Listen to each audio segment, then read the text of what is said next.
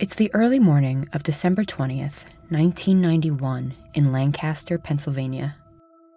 Lancaster is in the heart of Amish country, with horse and buggy carriages driving alongside cars, cows grazing in place of power lines, and white barnwood farmhouses situated only a couple miles from bustling shopping malls. It's an area that combines modernity and the simple life. While the Amish reject most modern amenities like electricity, there were other religious families in the area, such as Mennonites and Presbyterians, that lived a typical modern American life in the 1990s. One of those families was the Shows. Hazel Show was a single mother who lived in a condominium in Lancaster. She had a 16-year-old daughter, Laurie, and worked as a nurse at the local community hospital. She came from a religious family and didn't really believe in divorce, but she was currently separated from her husband, John Show. They had an on-again, off-again relationship, but they were currently in an off phase. Hazel had gotten up extra early the morning of December 20th because she had a meeting with her daughter's school counselor.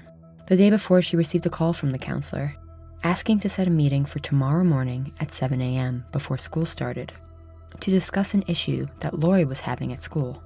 Hazel agreed, but when she later asked Laurie what this meeting was about, Laurie had no idea.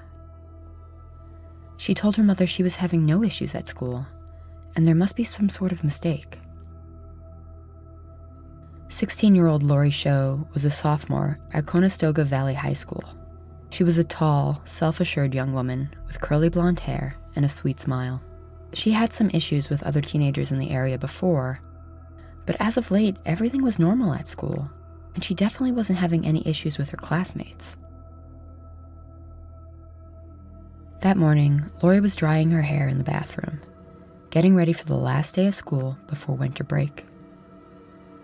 As Hazel was leaving for the appointment, Laurie still had no idea what this meeting could possibly be about, but her mother assured her that it was probably a misunderstanding and she would handle it. Hazel left the apartment, and with the sun barely up, she got into her car to drive to the school. When she arrived, she was directed to the counselor's office and sat on a chair outside the door while she waited. And waited. And waited. 7 minutes had passed. The counselor was either late or wasn't coming, but Hazel wasn't wasting any more time. Christmas was right around the corner, and she had a ton to get done. So she left a note for the counselor and left the school. When she arrived home around 7:20, one of her neighbors, Richard Kleinhaus, was near the staircase leading up to her apartment.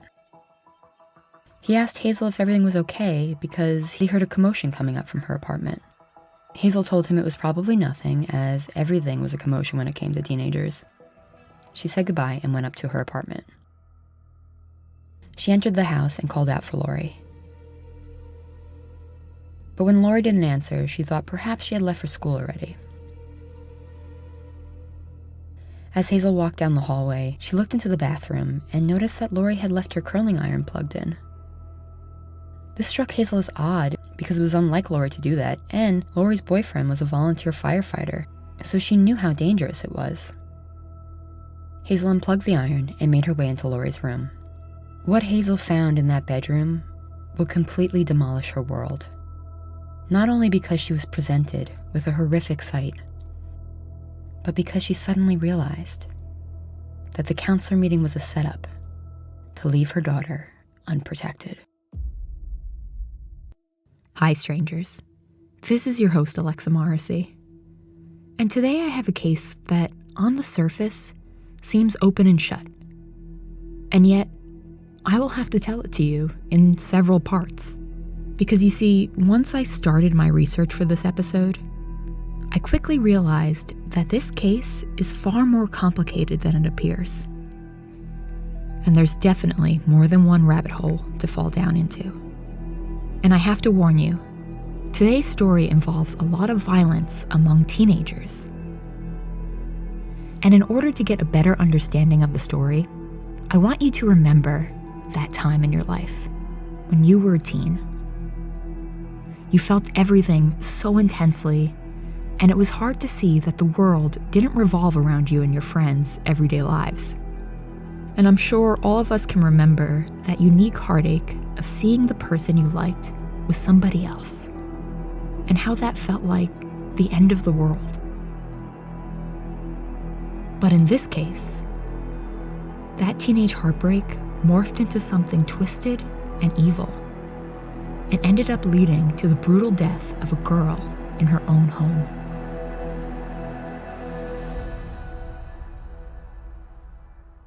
This is part 1 of the Murder of Laurie show. Lock your doors and listen closely. This is Stranger in the House.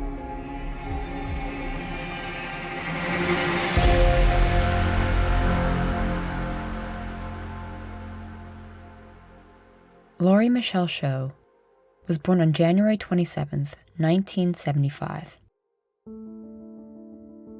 Her parents, Hazel and John Show, named her Laurie after her mother's middle name. She was a friendly kid who loved to talk to her neighbors and had a real sense of adventure. According to Riddle's book, Overkill, when Laurie was about 4 years old, she was left alone watching TV while Hazel was cleaning in a different room. Hazel came back to find Laurie missing from the house. She checked the neighbors' houses and the backyard, and she was nowhere to be found. Desperate, Hazel walked across the street to an Amish schoolhouse.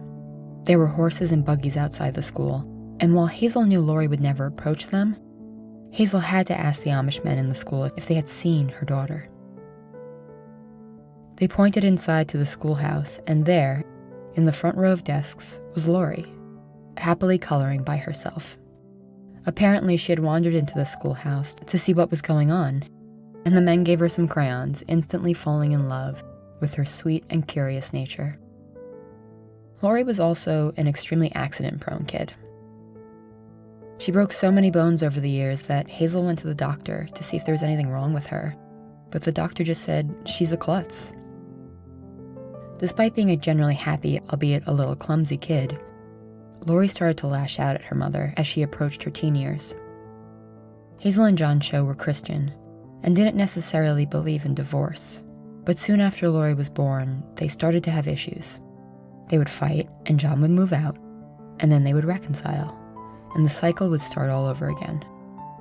After a while, John moved out for good, and Laurie blamed her mother for his absence. Laurie and her mother were living with each other and constantly fighting. One day, Hazel was fed up with Laurie's attitude and actually dropped her off at her dad's house so that they could have a break from each other. And that's how a lot of mother-teenage-daughter relationships are, full of animosity and rage-fueled fights. But eventually, the teen matures and things start to get better. And that's what happened with Laurie.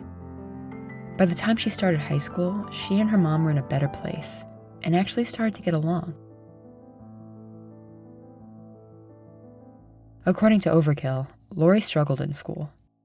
She was diagnosed with dyslexia and spent several years in special education. Her mom was her biggest advocate and helped her eventually become a successful student.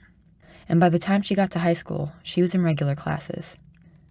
In 11th grade, she decided that she wanted to go to cosmetology school, but her real dream was to become a model.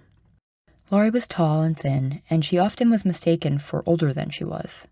She was self-assured and confident, but to some fellow teenagers, those qualities came off as snobbish. The summer Laurie turned 16, she and her mother moved into a condominium. Laurie wanted to make friends near her new home and started hanging out with a local group of teenagers. At first, Hazel thought they were a nice group of kids, but soon she noticed that some of her jewelry was missing, and then small bills from a jar in the kitchen. According to Hazel, Laurie seemed oblivious to her new friend stealing. Eventually, Hazel had her 2 police officer friends talk to Laurie about hanging out with the wrong crowd. From then on, she never hung out with those friends again, but now she was lonely. In May of 1991, Laurie met a girl named Rachel on the bus. She was around Laurie's age and lived in the complex across the street from Laurie's. She was nice and friendly, and since Laurie was looking to make new friends, Rachel introduced Laurie to some of hers. That's when Laurie Show first met Michelle Lambert. We'll be right back.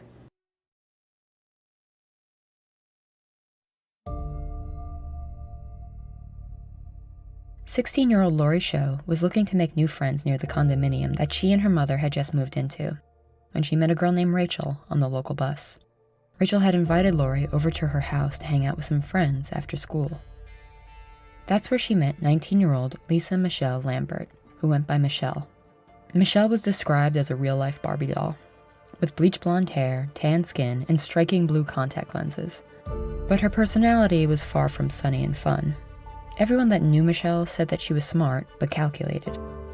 According to the book Overkill by Riddle, Laurie found Michelle self-centered, overbearing, and kind of mean. One day while they were hanging out, Laurie mentioned to Michelle that she'd like to be a model. And Michelle's response was that she couldn't be a model because she wasn't pretty enough. When Laurie first met Michelle, she was dating a young man named Lawrence Yunkin. He was 20 years old, handsome, and a former athlete. He and Michelle were constantly breaking up and getting back together. And a few weeks after Laurie met Michelle and Lawrence, the couple broke up again, and Lawrence actually asked Laurie out on a date. Hazel Sho believes that her daughter went out with him out of pity because he was so upset about his breakup with Michelle. And she thinks her daughter really just saw him as a friend.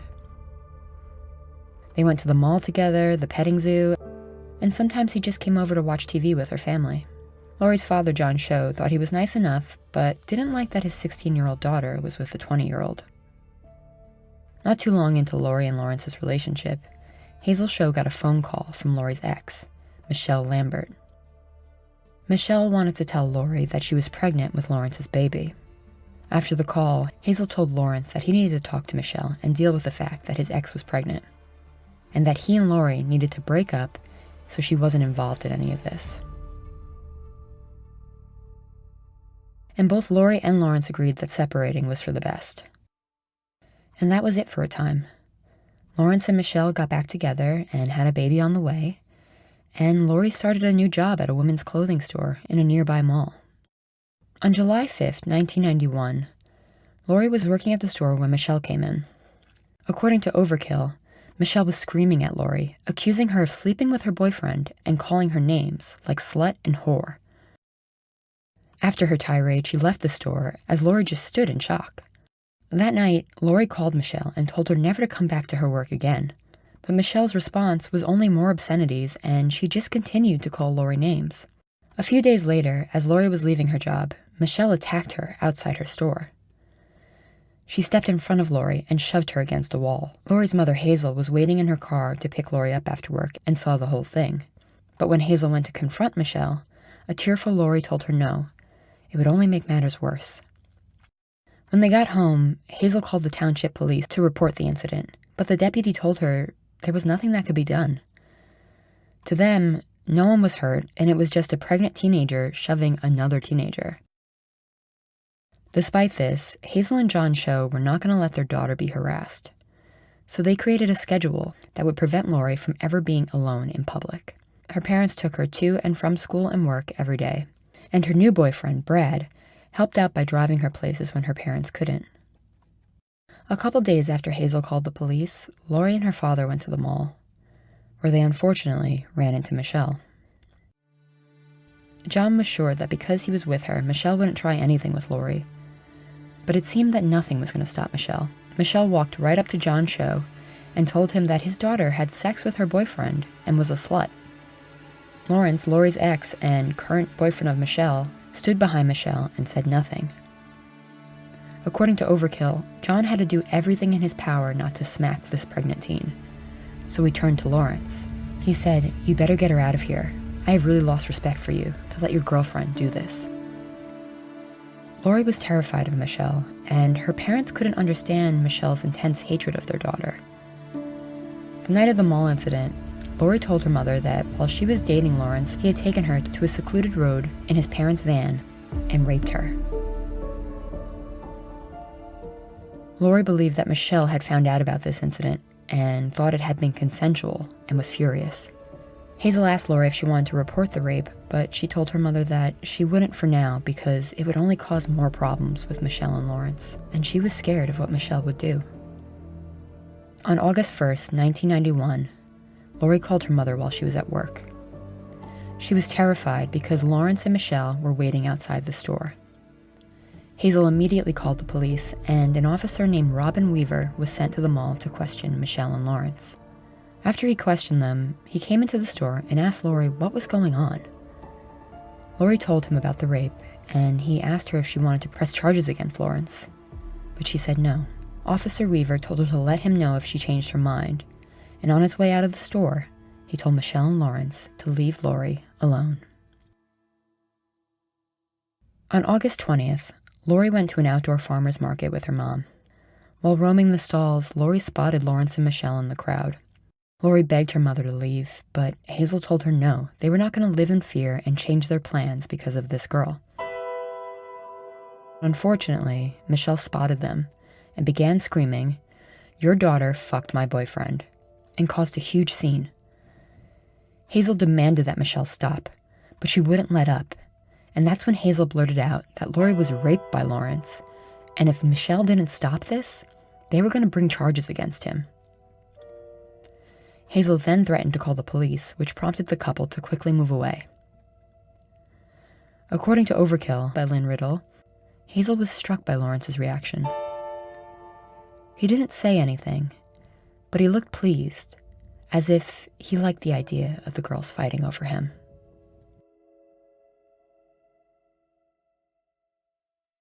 We'll be right back.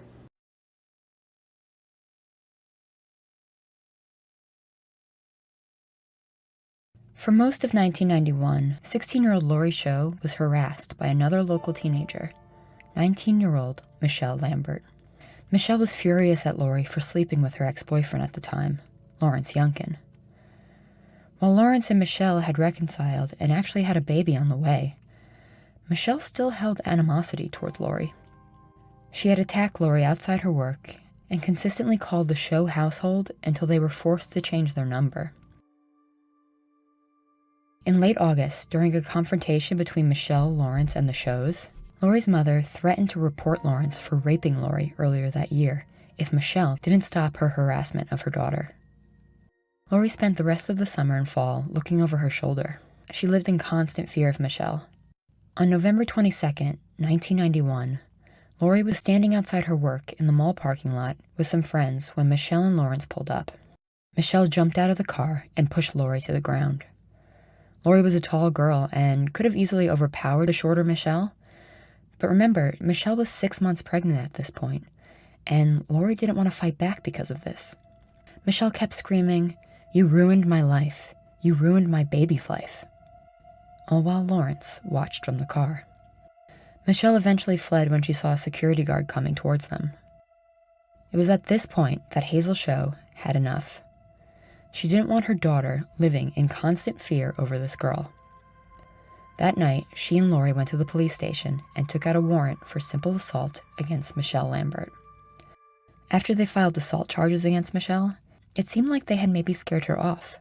And as Christmas approached, the Show family was finally starting to feel like they were getting back to normal.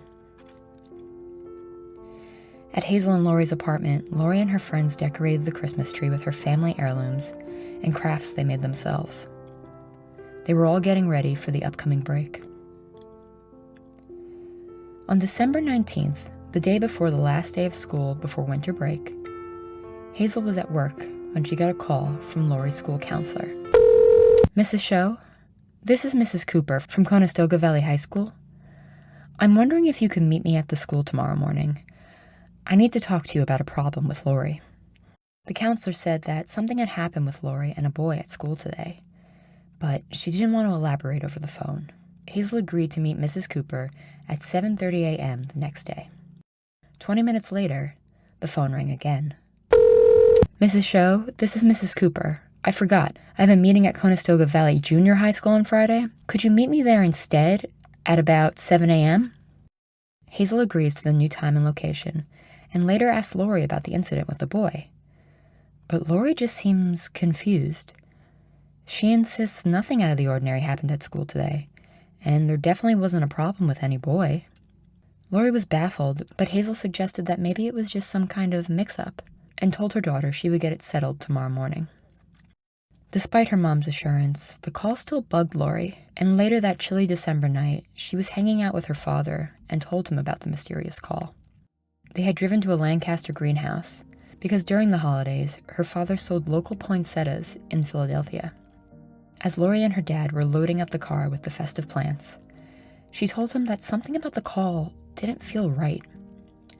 She thought the counselor was going to blame her for something she didn't do, but her dad told her not to worry and that her mom would take care of it. The two of them had fried chicken at KFC for dinner, and then John Cho drove his daughter back to her mom's apartment. This brings us to the morning of December 20th. Hazel Cho waits about 10 minutes for the counselor, Mrs. Cooper, at the local junior high before deciding to leave a note and head home. When she gets back to the apartment complex, a neighbor is waiting outside and tells her that he heard a commotion that morning coming from her apartment. Hazel brushes it off and tells the neighbor it was probably nothing. She enters the house and calls out to Laurie. But when Laurie doesn't answer, she thinks perhaps she's left for school already. As Hazel walks down the hallway, she looks into the bathroom and notices that Laurie has left the curling iron plugged in, which is unlike her. Hazel then makes her way into Laurie's room. And to her horror, she sees her 16-year-old daughter lying in a pool of blood on the floor. She had been stabbed, and it looked like her throat had been slit. There also seemed to be a rope tied around her neck. And even more shocking, 16-year-old Laurie Cho was still alive, moaning in pain. Once the immediate shock of what she discovers dissipates, Hazel runs to the front door and screams for her neighbors to call 911.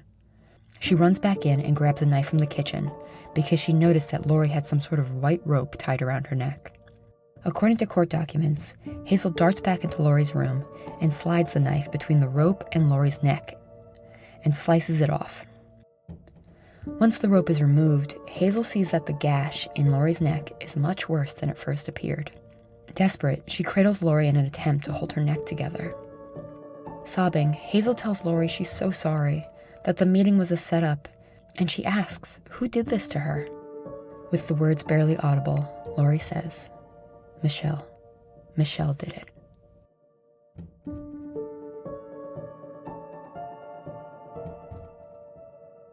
She tells her mother she loves her until she's just mouthing the words. Minutes later, paramedics arrived, and when they first walked into the room, they froze. Hazel, covered in her daughter's blood, screamed that she wasn't the killer and they needed to do something while Laurie still had a weak pulse. According to 2004 court documents, Officer Robin Weaver of the East Lampeter Township Police Department testified at approximately 7:45 a.m. he and Corporal Jan Fasnat were the first officers to arrive at the crime scene. By the time the police started to look around and confirm that the attacker or attackers were no longer in the house, Laurie Cho was declared dead. The Lancaster Police Department was not one that dealt with murder often. In fact, this was the first homicide that Lancaster had seen in over a decade. Most of the police officers who arrived at the scene had never seen so much blood in their lives. The medical examiner would later find that Laurie had bruises on her head, 3 cuts on her back from stab wounds, a cut on her upper thigh that penetrated her pelvis, 21 cuts on her hands that were labeled defensive wounds, and a 5-inch gash through her throat. They said that the neck and an upper chest wound were what killed her, but that she was able to live 30 minutes after the attack. After her daughter was declared dead, Hazel Cho sat at the kitchen table, covered in blood, until she was taken to her brother's house while police locked off the scene. Laurie's father arrived a little while after she was declared dead, and from the police barricades outside, he screamed at the officers that they knew Michelle was after her, and if they had just arrested her, none of this would have happened. As mentioned, Laurie and Hazel had filed a simple assault charge against Michelle in November. But because it was simple assault by a pregnant teenage girl, the police didn't regard it as a pressing issue. So they didn't start their investigation into the assault until December 16th. But that was far too late, because 4 days later, Laurie Cho was dead. Officer Robin Weaver, the same man who was called to Laurie's store when Michelle and Lawrence were hanging around outside, was one of the officers at the crime scene. He remembered the event and that he had told the couple to leave Laurie alone. As Weaver looked around the house, he noticed that there were no signs of forced entry, that there was only one way into the apartment, and all the windows were still locked. This suggested that Laurie knew her attacker and let them in. But that begs the question, why would Laurie Show ever let Michelle Lambert into her house willingly? The bloody rope that was tied around Laurie's neck was taken in as evidence, as well as several small clumps of Laurie's hair that were found on the floor. According to 2004 court documents, the resident of the apartment below the Shows, Richard G. Kleinhaus, said that he woke up around 5:45 a.m. that morning. From his window, he saw Hazel Show leave the apartment, and then, a little later, Kleinhaus heard the front door slam above him, followed by a scream and a thump on the floor. 6 or 8 minutes later, he heard the door slam again. At that time, around 10 or 12 minutes after 7 o'clock, he looked out the window and saw two people of identical heights, approximately 5 feet 7 inches, exit the stairwell. Frederick Fry, another resident of the complex, testified that at 7:13 a.m., he was waiting in his car while he let the engine idle for a little while. As he backed his car out, Fry saw two individuals to his right. They passed in front of his car as he started forward. He saw that one person was a little shorter and heavier than the other. He estimated that the shorter person was approximately 5'3" to 5'5", and the taller girl was approximately 5'5" to 5'7". He believed, based on his observations, that they were both women. With this information, the police had a feeling they knew who one of those women might be. And so began their search for 19-year-old Michelle Lambert. At 10:30 a.m., the East Lampeter police issued a press release telling the public that they were on the lookout for a two-toned Mercury Monarch occupied by a white male in his late teens, early 20s, and an 18-year-old pregnant female. No names were revealed, but everyone in the small town knew that the police were on the lookout for Michelle Lambert and Lawrence Youngkin. The police couldn't find Michelle or Lawrence for most of the day. Apparently, the two of them had moved into a trailer together, but the police were struggling to find its exact location. At 10 p.m. that night, they finally got a tip. Michelle, Lawrence, and their 17-year-old friend, Tabitha Buck, were spotted hanging out at a bowling alley in Strasburg, a town just south of Lancaster.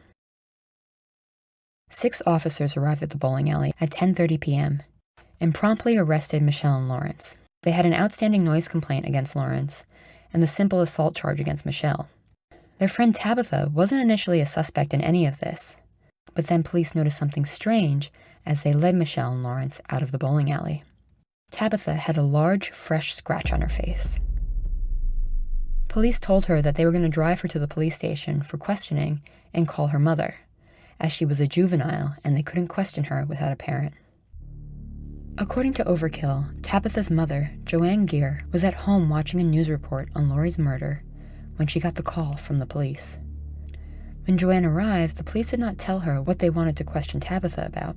She and her daughter sat down in a beige office in the police station at around 11:30 p.m. as Pennsylvania State Trooper and experienced interrogator Donald Schneider started to question her about her day. 17-year-old Tabitha said that Michelle and Lawrence had picked her up from her house around 6:20 a.m. that morning. They went to the local Kmart, but had to wait outside because it wasn't open yet while Lawrence drove off to McDonald's to get coffee. When he came back, they hopped in the car and drove off. Tabitha said that Lawrence noticed something was wrong with a tire and drove them to another McDonald's parking lot to check it out. While the two girls waited for Lawrence to find the issue, Tabitha said that two, quote, Puerto Rican girls started calling out to Lawrence, which resulted in Michelle yelling back at them. A screaming match escalated into a physical fight, and one of the girls hit Tabitha in the face with something like a key, and that's how she got the scratch on her face. She said that Lawrence broke up the fight, and they eventually went back in the car. She said they went to fill Lawrence's tires at a local car wash. Then they got a little lost driving her to her high school, where she was a senior. Tabitha checked into school at 9 a.m., an hour late. She told several members of the school staff that her face was scratched by some, quote, Mexican girls that morning. It was about 2 a.m. when the police told Tabitha and her mother that they could leave. But Trooper Snyder decided to tell them one more thing before they did. He said, "Laurie is dead." Tabitha's mother was shocked and confused by this statement. But Tabitha immediately collapsed into her mother's arms and started to sob. Meanwhile, in another room a few doors down, 20-year-old Lawrence Yunkin was telling detectives a similar story. He said he went to McDonald's, Kmart, McDonald's again to check his car, and then Tabitha and Michelle got attacked by, quote, Spanish girls. He said that other than that, nothing special had happened that day. In another room, 19-year-old Michelle Lambert's interrogation went a little differently. She was informed that she was being arrested for the November assault of Laurie Show. According to Overkill, Sergeant Carl Harnish described Michelle as calm and talked with him very casually, as if he were a friend. He asked her how she knew Laurie, and she said she met Laurie this summer at her friend Rachel's house. Michelle told the sergeant that during that first meeting, Laurie was threatening to beat up Rachel, and Michelle told her to leave Rachel alone. But then, as if she were telling a funny secret, leaned in and said, it didn't matter now though, because Michelle didn't even like Rachel anymore. She told Sergeant Harnish that Laurie had slept with Lawrence 4 times while they were broken up. And after she and Lawrence reconciled, she attacked Laurie at the mall, but then didn't see Laurie until November. She said that's when she pushed Laurie to the ground, and then Laurie started to fight back and kicked pregnant Michelle in the stomach. Michelle then told a similar story to Tabitha and Lawrence's. McDonald's, Kmart, McDonald's again, fight with the girls in the parking lot, and then they dropped off Tabitha at school. She said that after that, she did some laundry, watched some TV, nothing out of the ordinary. Eventually, the sergeant asked Michelle if she knew why she was here, and she said she didn't. He told her that Laurie Show had been murdered. Like Tabitha, Michelle broke down and cried. But through her tears, she denied being involved in the murder. She said the worst she ever said she would do to Laurie is beat her up. When Sergeant Harnish left the room and met up with his colleagues in the hallway, they discussed how something was up, because the 3 stories about the morning were exactly the same and felt rehearsed. It was about 1:30 a.m. when Detective Raymond Salt went in to question Michelle. He started by reiterating that Laurie was dead, and was disturbed by Michelle's reaction. This time, Michelle looked alarmed. She said, "Oh my God, she's dead?" Now obviously this was odd, because she was already told Laurie was dead by Sergeant Harnish. The detective called her out on her little performance, and started to question Michelle again. And Michelle's story changed several times over the course of the evening. First, Michelle said that she wasn't at Laurie's house at all that morning. Then, after further questioning, she said that, okay, yes, she was there, but she didn't see anything because she stayed outside at the bottom of the condominium stairs, while Lawrence and Tabitha went into the apartment. A little later, she said that she saw Lawrence attack Laurie, but the police asked her how she could possibly have seen that if she was downstairs.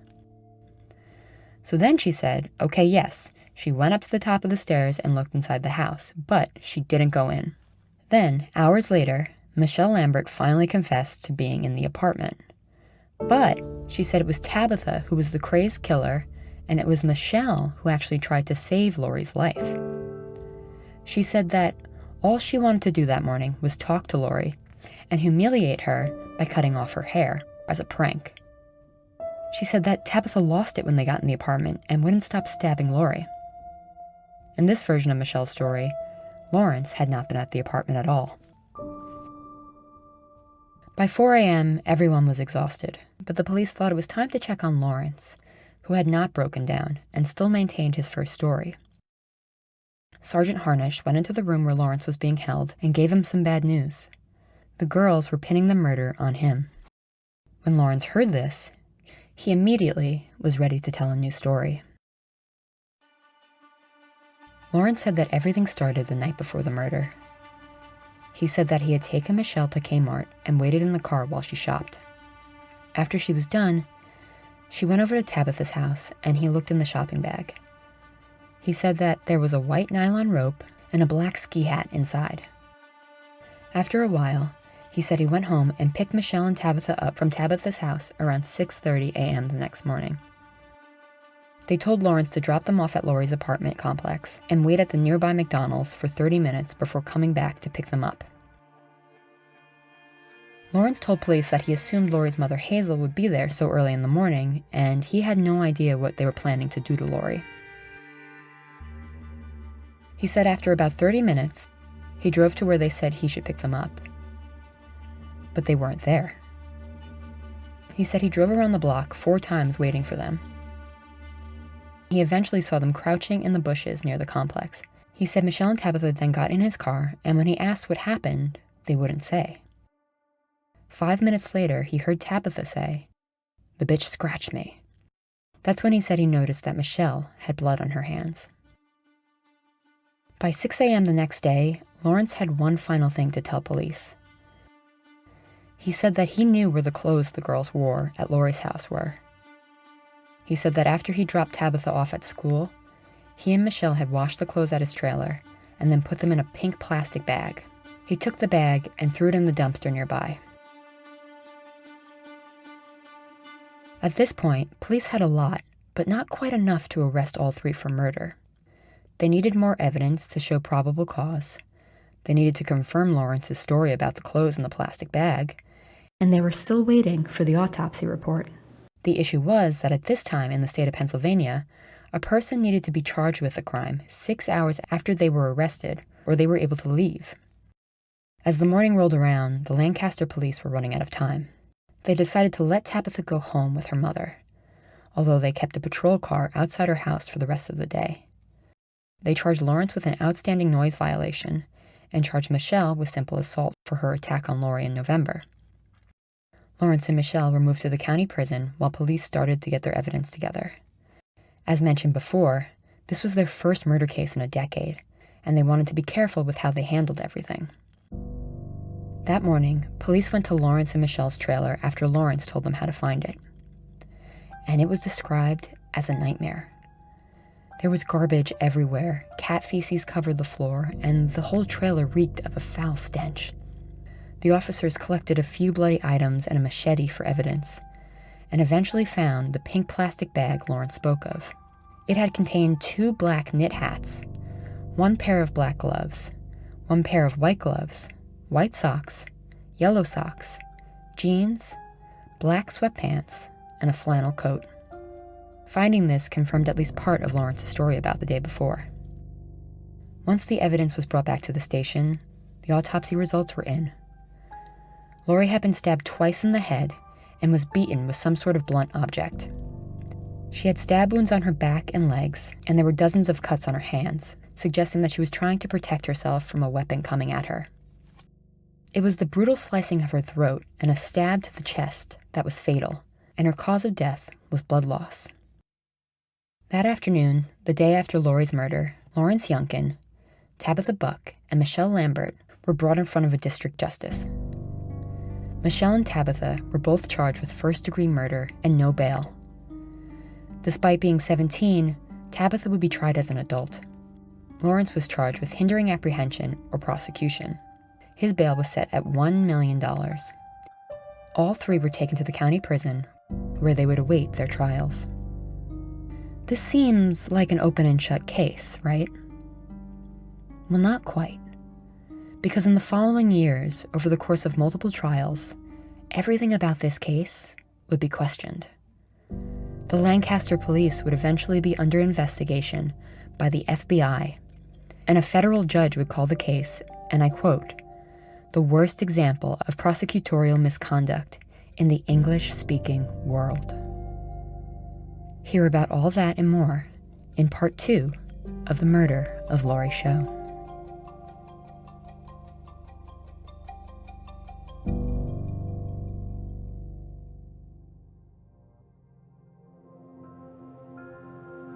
This episode was written by Alexa Morrissey, researched by Victoria Cox, and produced by Michael Morrissey, John Scassia, and Heidi Sherman. Stranger in the House is a Boy Wonder production. All our sources for this episode will be linked in the bio and on our website, strangerinthehouse.com. You can follow us at strangerinthehouse.com, @_strangerinthehouse on Instagram and TikTok, and @_strangerpod on Twitter. Stay safe, and thanks for listening.